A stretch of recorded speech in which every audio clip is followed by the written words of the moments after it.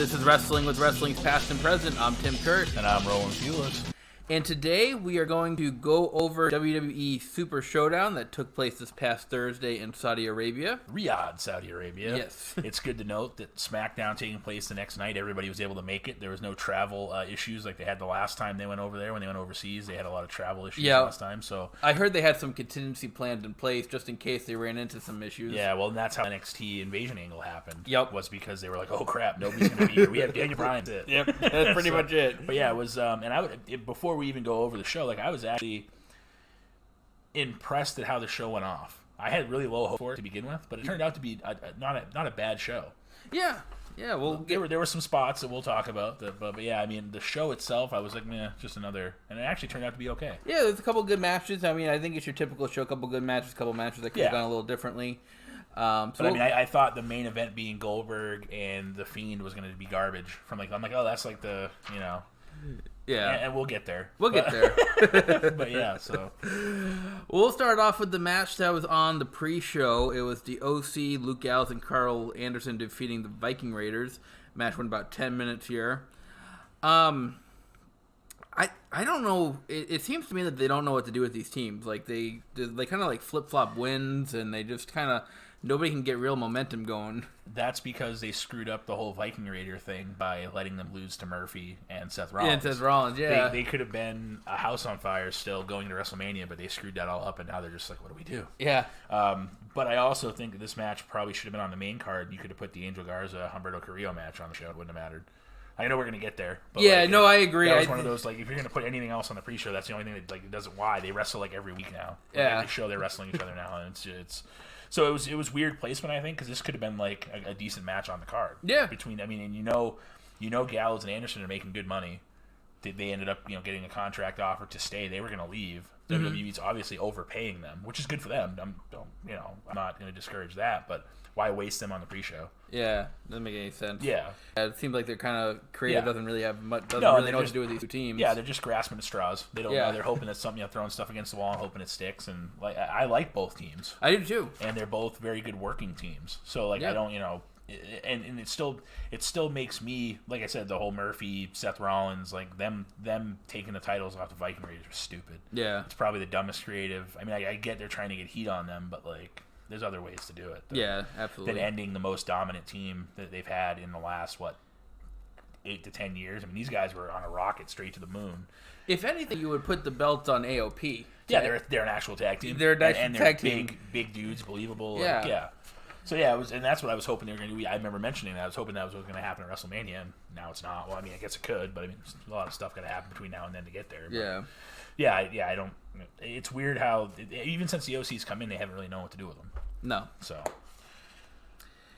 Then we start off the actual show with a gauntlet match for the prestigious Twig trophy, which looks like a piece of the aggro crag from Guts. from Guts. If you won, that's So, but yeah, it's and ironically enough, before you name the competitors in this, I just want to throw this disclaimer out there that the person that won before you name anybody was 3 different people at one point. Yeah, I know. So go ahead and name everybody off. All right, so we start off the match with RTruth and Bobby Lashley. RTruth gonna pin Bobby Lashley in like one of the worst looking roll ups I've ever seen. Yeah, but I mean Bobby Lashley's not very athletic when it comes to that thing. He's a good wrestler when it comes to power moves, but like finesse, he's got nothing. And here's another one that I don't think creative knows what to do with. I mean, he's had this awful storyline with Rusev and Lana. But then he was in a number 1 contenders match for the Universal title, and now he's losing to RTruth on the show. Yeah. So it makes note that he's going in every which direction. Yeah, and Lana comes out in full like Indian gear. Yeah. At the beginning with her, it's like, what the heck are they doing? Like this is so like they're like it's almost like when they were forcing Roman Reigns down your throat, like years ago. It's like we don't care. We have no interest in this at all. And then I believe it was Andrade was next, right? Yes, because Bobby Lashley beat him up afterwards, and Andrade came out all cocky from returning from his suspension or quote unquote his injury. His injury, that they wrote him off TV with. And RTruth would pin Andrade after they just bumped heads, and RTruth that was fell a dumb on. finish, that too. was so dumb. Yeah, You could yeah. that finish made no sense. Don't get me wrong. I think it's cool they're giving RTruth like a look. Yeah. And letting him do his thing. Because he's still, he's what, 51, I think, or something? He's up there. Oh, and, yeah. And he still looks like he's 20. I mean, I don't know if you've watched the 24 I haven't episode. yet. I want to. It was good. And that's yeah. one of the things that AJ Styles actually says in that. He goes, I don't know if you guys noticed, but he hasn't aged. He Yeah. looks the same person, But it's cool to do that. But, like, why bump heads and then fall on him? Yeah, it was weird. Kind of doesn't make it makes Andrade look pretty weak too. Right. Next, you have Eric Rowan. Eric Rowan come out. He would hit RTruth with the stairs, causing a disqualification. So RTruth has lasted, your first 3 competitors here. He's more than halfway through at this point. And then, of course, if you're booking at home, AJ Styles is coming out next. Yes. He has to. He's the last heel technically in the match, so he has to come out. Which he does. He comes up. This wasn't really much of a match. He kind of squashes RTruth. On-point dance moves from AJ Styles yes, there, which was kind of entertaining. It was pretty funny. Dancing with the Stars, here he comes. But he would make RTruth submit to the calf crusher. Now here's where things get interesting, because this spot originally was Rusev's. No, Rey Mysterio. Oh. Originally, it was Rusev's spot, but then he got hurt. They gave it to Rey Mysterio, and then they cut back. And as soon as RTruth gets eliminated, AJ Styles is laughing, looking up. Everybody's wondering what's going on. Well, the OC gets involved, and they beat up Rey Mysterio, and then they decide they're going to have a 10 count to if his opponent, quote unquote, doesn't make the 10 count, then AJ is going to be the winner. They get to about 7, and then they show Gallows on the floor. They show Anderson getting chucked on the floor. And then you see a trench coat and black boots. Who could that be? Any of the Disciples of Apocalypse. Yeah, probably. But turns out it's the living legend. Or dead legend. I don't know which way you want to put it. Undead? Undead legend? I don't know. But anyways, it turns out it's the Undertaker. It's the Undertaker. Yeah. So Undertaker comes out. Another long entrance from the Undertaker. Oh my god, it takes forever. They should get that little cart with the ropes to wheel him to the ring. He can just have his hands holding them up as they wheel him in. But it took forever. It literally took longer than the match did. He didn't even take off his coat and hat. It's one chokeslam. One chokeslam, which was an awful looking chokeslam. It almost looked like AJ was trying to oversell it, like he did with Edge's spear. Yeah, because he was like flailing arms, and it looked awkward. I read online too that the Undertaker's knee kind of buckled as well, which I didn't notice that on the show, but I'm not sure if that happened. Well, when you only work once a year, I know, and you're already in your mid-50s. So my knee buckles sometimes going downstairs by myself. So. One chokeslam, that was it. Undertaker wins the Twig Trophy. I kind of found it interesting. They were promoting it as a prestigious trophy, and the Undertaker just kind of like walks by it. Yeah, he looks at it, and doesn't even celebrate with. Although I can't really see the Undertaker celebrating with the trophy, but it still, would have been funny if he just like tucked it under his arm and walked off with it. I know, but he wasn't obviously there to win the trophy. This is to set up a match for WrestleMania. Yep. So it makes sense. It's a good way to make it happen. I wish they hadn't spoiled it though, because they had already said that he was there. Yeah. So they kind of ruined it. They should have just left it a secret and done what they could to make it so it was that way. But as soon as they were chanting Undertaker before they even cut to him, so they knew too. Yep. So it's a opportunity missed, but it turned out to be a decent opener for what it was. Yeah, for what it was a good match. The time here I have is 22 minutes. It seemed like it went a little bit longer than that, to be honest. That was just the Undertaker's entrance. I know. His entrance was 22 minutes. But, it was... it wasn't terrible. It turned out to be okay. Yeah, it turned out to be all right. Next up, you have the Miz and Morrison defeating the New Day, Big E, and Kofi Kingston. This was a tag team match for the SmackDown titles. Went about a little over 13 minutes. Miz and Morrison getting the heel victory here. Morrison hit Kofi with the chair shot, and Miz rolled him up with the tights. Yeah. And there's your 1, 2, 3 for the title. It's funny too because they're playing that heel team even though they're still over. Yeah. So they're going even on SmackDown the next day they're like, oh what, no, you deserve it chance and all this stuff, and they're you're playing up on the fans kind of like them but they're not supposed to. Mm-hmm. So it's I feel like it's interesting the way they've booked all of this. I'm hoping that it goes somewhere. I don't know where they're going with it. Yeah. I like John Morrison's a great entertainer and a great wrestler. And The Miz has actually been way better than expected going back to the years when he was in Real World on MTV. So I don't know if they're going to end up turning on each other. Something's going to happen, I hope. I hope they have a bigger plan for what is happening here. Yeah, I hope so, too. I mean, I think, with Morrison coming back, I think it was perfect for him to get back with The Miz. I think that was a good way to reintroduce Morrison back to the WWE universe. But, yeah, I mean, it would be something if they're going to set up a match between each other or how long this reign is going to last. There needs to be a blow-off at some point. But, and then that also makes you wonder, too, if you think back, how many tag team championship runs has Miz had with different people? Mm-hmm. I mean, he's had the Big Show, Jericho, Shane McMahon. I'm sure we're missing some. Oh, yeah. But, I mean, it's amazing that he's probably, 10, 12, 15-time champion. He's probably done it with 6 different people. Yeah.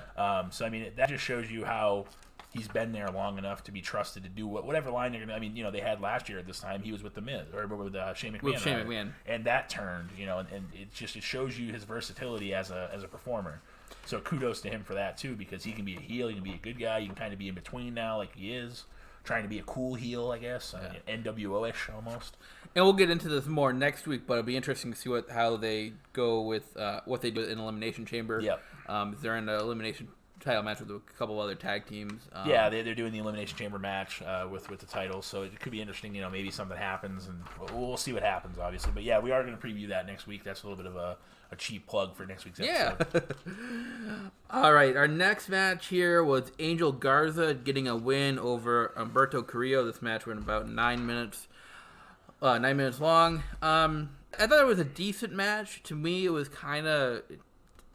wasn't really anything there to really captivate me. But I thought it was a decent match. But again, like you said, I think this easily could have been a pre-show match or a match to get the crowd started. Yeah, I mean, how many times are you going to have Alberto Carrillo and Angel Garza face each other? Yeah. I mean, it's getting... The idea was it was a filler anyways because Andrade got hurt, suspended. So they had to do something with Alberto Carrillo because they had already pushed him. They had already killed off Rey Mysterio, essentially. Yeah. by injuring him, and that was the way that everybody was tied together. So, like, you have the match with Angel Garza, Andrade's back. Why have this match even here? It doesn't, like I said, it makes no sense to me. Yeah. It's a filler match. I didn't really care for the finish. It was kind of just a series of roll-ups, and then eventually Angel Garza get a roll-up that went through. But neither one of these guys have impressed me enough for me to really care. Yeah. Unfortunately, they're both good wrestlers, don't get me wrong. But there's nothing, like we said last week, if you're not invested in it. Mm-hmm. Yeah, I'm not invested into these two characters. I mean, there's nothing there for me. But like you said, I mean, they're good workers and everything. Yeah. But again, character-wise, there's just nothing there. Well, and why wouldn't you, if they really are cousins, which they are, why wouldn't you have them be a tag team, or like you can do something else with them that might make people care more about their character? All of a sudden, Alberto Carrillo just shows up on Raw, and they've been trying to push him, but there's just nothing there for him. Like, and I know it's weird too because Vince used to have this theory about having a Mexican superstar. He wanted, Alberto Carrillo. He wanted Rey Mysterio way back when. He wanted to have that one star, but they always wanted to have him on SmackDown. Like, that was the thing. I don't know why. I think it was because they were on network television versus USA, so they wanted, they assumed that more houses would see it. And I don't know what the point is. I'm hoping there's more there at some point, but right now it's just kind of there. Yeah, no, I agree. Next up, we have a tag team match for the WWE Raw tag team titles. You had Seth Rollins and Murphy, don't call him Buddy, getting a win over the Street Profits, Angelo Dawkins and Montez Ford. I do like the promo that Kevin Owens said on Raw before this, saying, he said, Rollins and your buddy Murphy. I thought that was funny. That was pretty funny. He was like, with Seth Rollins and, your buddy Murphy. So I thought that was kind of neat, but yeah. I actually thought this match was pretty good. It was entertaining. Street Profits are pretty entertaining guys. Good match. Expected outcome, though. They weren't going to take the titles off Murphy and Rollins quite yet. But overall, I thought it was a decent match. Didn't go too long, about 10 minutes and 40 seconds here. So not too bad. Yeah, I mean, it is what you expect it to be for four guys that are somewhat high flyer, kind of entertaining wrestlers that you figure is going to be a fast-paced match, and it was. Yep. But they also kept up with their... not necessarily clean finishes. I mean, it wasn't like a dirty chair shot, but it still wasn't. I mean, it was what it was, and you figure that you need to get the heel pop from Murphy don't call him Buddy, and Seth Rollins. So. Yeah. Next up, you have a singles match here. You have Mansoor getting a win over Dolph Ziggler in a little over 9 minutes here. I know what you're thinking. Who in the bloody hell is Mansoor? For those of you that don't know, he is the first Saudi Arabian superstar. And it seems like the only time he wrestles is at Super Showdowns. Yep. He won the world's greatest battle royal. Yep, in his debut. Yep. Then he beats Cesaro, and now he's beating Dolph Ziggler. They should have just had him take the title from the Fiend. Like, I know. It was funny too. I remember seeing a photoshopped meme that I saw shortly afterwards of the Undertaker on his knees with the urn in the ring, and it had Mansoor's head on it, and it said "The streak continues." So I thought that was funny that obviously they're doing that for and after the match he has the I'm from Saudi Arabia, I love you guys, thank you all. So you knew what it was. As soon as he came out, you knew what it was. Yeah, he was either gonna win, or he would win by disqualification, like Bobby Roode would get involved, or Robert Roode would get involved. And he wasn't going to lose. No, he's not going to lose. It's a match for the crowd. It's a match for Saudi Arabia. Yeah. I know there's some politics going on with Saudi Arabia. It's probably a match to please the people in Saudi Arabia. Well, and clearly he's a pretty good wrestler. I mean, he's not some off the street 110 pound soaking wet guy. He's a pretty good. He's not Marco Stunt. Yeah. But I mean, and again, we'll talk about that next week probably more than likely. But it's not like he's just some schlub. He's in good shape. He can wrestle and. It's just ironic that we never see him. Yeah, that's his thing. Is another show in Saudi Arabia? Probably should go and collect a paycheck. Like Tim said, it's probably political. There's probably something there, and at least the segments they're doing with him are entertaining to the point where it's not just a boring match. He can actually wrestle. He can wrestle. Yeah. Next up, we have, if you can call it a match, for the WWE Championship, Brock Lesnar just getting a squash match over Ricochet. Match went about 1 minute and 30 seconds. This match pissed me off. I don't know. From here on out, this whole card pisses me off. Yeah. So you book Ricochet for weeks to be like, I'm the underdog. You give him 1 minute 30. I know. You can't. I mean, Finn Balor, AJ Styles, Seth Rollins, they've all had more than 1 minute 30 with Brock. Come on. That's I was a little surprised. I thought they might go that route. The Finn Balor, AJ Styles kind of route. Just kind of, playing the underdog card, giving him some time, giving him some offense, and ultimately Brock Lesnar would win. But just to have him squash here, kind of, it doesn't look good for Ricochet. It doesn't do any favors for Ricochet. And I don't think it does any favors for Brock Lesnar because... Other than getting him a paycheck. But Brock Lesnar does that anyways. Yeah. So... it doesn't make anybody look good in this match, so I don't know why you don't have the flurry of offense from Ricochet. Let him beat the crap out of Brock, throw all he has, give him 3 minutes. I mean, to beat the snot out of Lesnar, but not keep him down. Yeah. Then let Lesnar F5 him and walk the heck out. For him literally to get no offense, what's the point? But there's no point. It's stupid. There's no point. Like I said, you can at least make it believable. Okay, let's have Lesnar charge at him, miss, hit the turnbuckle, and then have Ricochet kick his ass for 3-4 minutes, jump off the ropes, hit his finishing moves, high-powered offense, and still not keep him down. Yeah. Then have, you can still, it's weird. Like you said, it didn't do anybody any favors. The only noteworthy thing about this match was he had new ring gear on. Yeah, that was pretty much it. The shorts. Yeah. Not wearing the full pants. But if you're gonna waste him, put him in the gauntlet match. Yeah. Why waste a guy that's over with 1 minute 30 to just get squashed by the next big thing? Yeah. Or the current big thing, or whatever his gimmick is. Whatever thing he is. To me, it's bad booking, and I know you want Lesnar to look powerful, but Ricochet's like a third of him.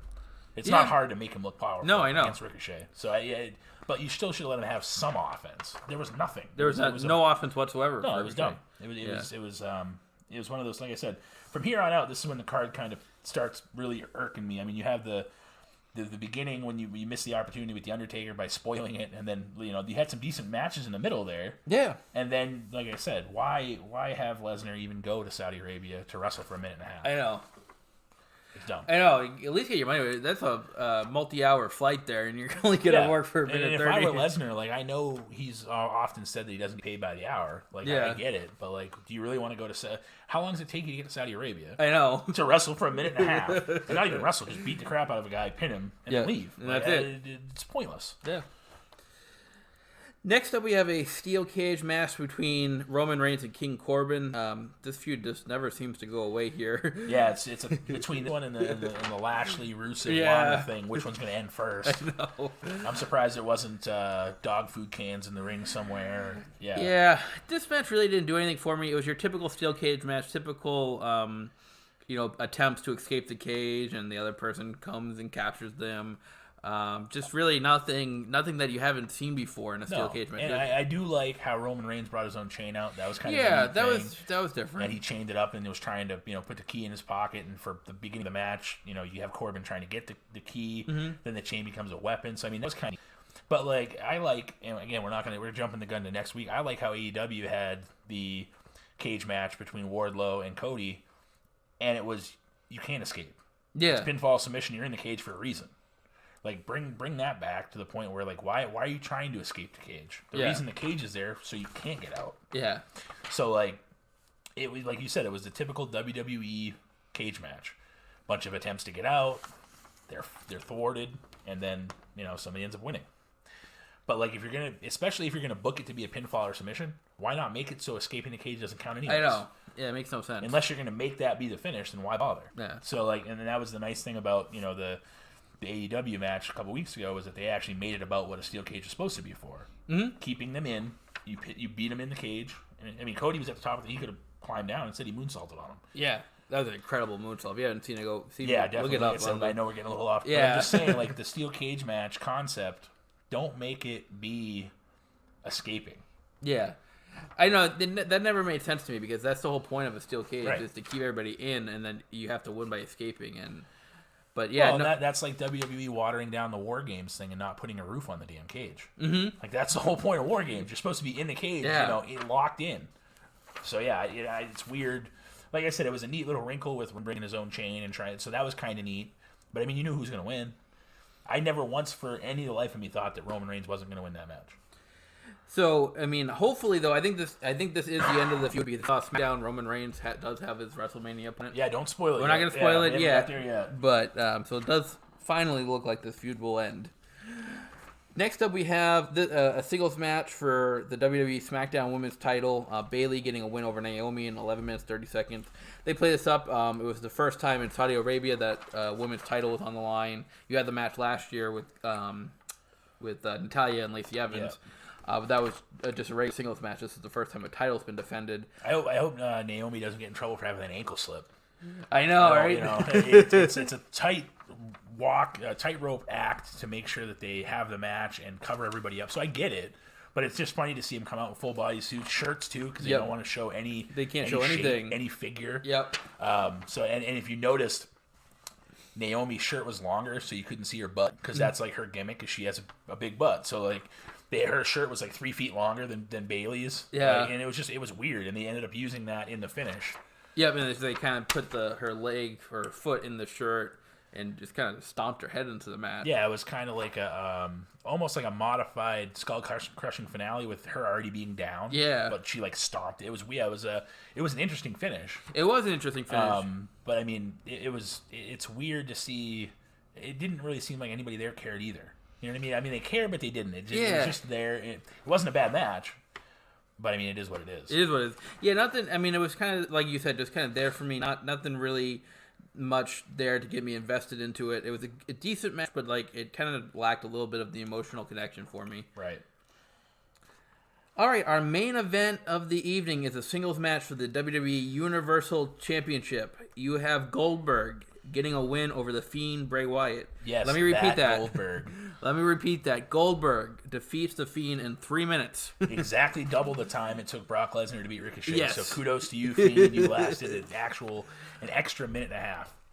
God, I don't know. I mean, to me, there were so many things wrong with that result. And don't get me wrong, I don't mind Goldberg winning. Like, that's not even my issue.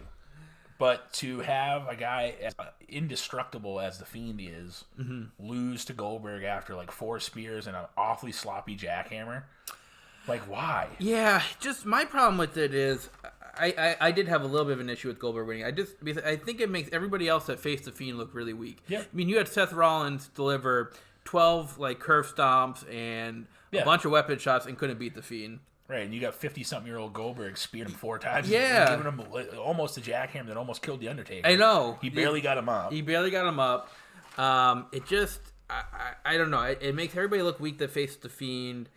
It doesn't, and I don't think it does any favors for the Fiend. It makes him, now he's immortal. He's a beatable character now. Yeah. I really think they screwed it up. I thought they could have had a really long, lengthy title reign with the Fiend here. I thought he was, I still do think he's one of the best characters they got going today. But I just made no sense to me why you would take the title off of the Fiend here. I mean, you can have Goldberg almost defeating him and like almost playing the underdog role. Yeah. But to me, it didn't make any sense. I am going to quote Conrad Thompson from the numerous podcasts he does when he does the Brutus the Barber Beefcake reference. Mm-hmm. He literally says Brutus the MFer Bill MF and Goldberg beat the Fiend. Yeah. And it's like, why? Like I said, I don't have a problem with him winning. I don't. But you have no build to it. Yeah. So it's not even the fact that he's the champion. Like that it bothers me, but I get it. But like there's no build. There's like a 2-week build for this match. Yeah. And then you have him beat him in 3 minutes. Why? Like you have so much potential there. Like you said, you could have had literally.